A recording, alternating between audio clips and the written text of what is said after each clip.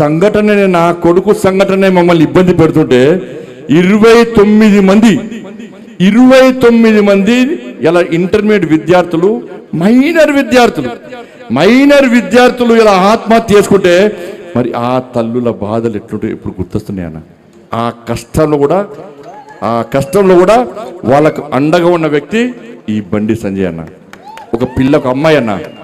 ఒక అమ్మాయి ఇంటర్మీడియట్ అమ్మాయి, అన్ని సబ్జెక్టులు హైయెస్ట్ మార్క్స్, కానీ సోషల్లో 0 మార్క్స్ అన్న. 95 సోషల్లో 0 మార్క్స్. ఇది తప్ప కాదా?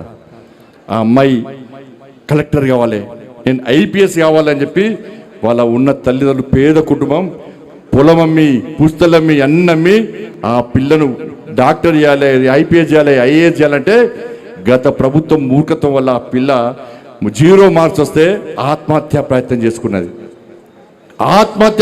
చేసుకుంటే కొన ఊపిరితో ప్రభుత్వం ఆత్మహత్య తీసుకొస్తే వాళ్ళ అమ్మ మెడలో పసుపు తాడు చూసినటువంటి ఆ తల్లి, అరే నా అమ్మ నన్ను చదివేయడం కోసం, నన్ను డాక్టర్ చేయడం కోసం, నన్ను ఇంజనీర్ చేయడం కోసం, నన్ను IPS చేయడం కోసం, IAS చేయడం కోసం పుస్తల తాడు కుదబెట్టి పసుపు తాడు వేసుకొని నా కోసం కష్టపడ్డది.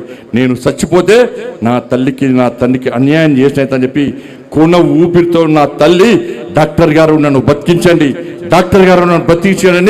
ఆ డాక్టర్ను వేడుకున్న సందర్భం చూస్తే మానవత్వం ఉన్న ప్రతి మనిషి చెలించక తప్పదన్న. కానీ ఆ తల్లి చనిపోయిందన్న. ఇట్లా 29 మంది చనిపోయారు. తిరుగుతున్నా, వాళ్ళని కూడా మళ్ళా కలుస్తా, వాళ్ళందరినీ చేరదీస్తా, వాళ్ళందరిలో కూడా భరోసా నింపుతాను. నా భుజం మీద కాశాపు జెండా ఉంది, నా శిరస్సు మీద అమ్మవారి ఆశీస్సులు ఉన్నాయన్న. ఇక్కడ భయపడే ప్రసక్తి లేనా? రే ఆంజనేయ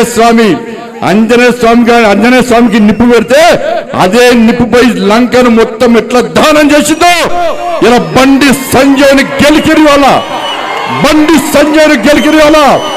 మీరు పెట్టిన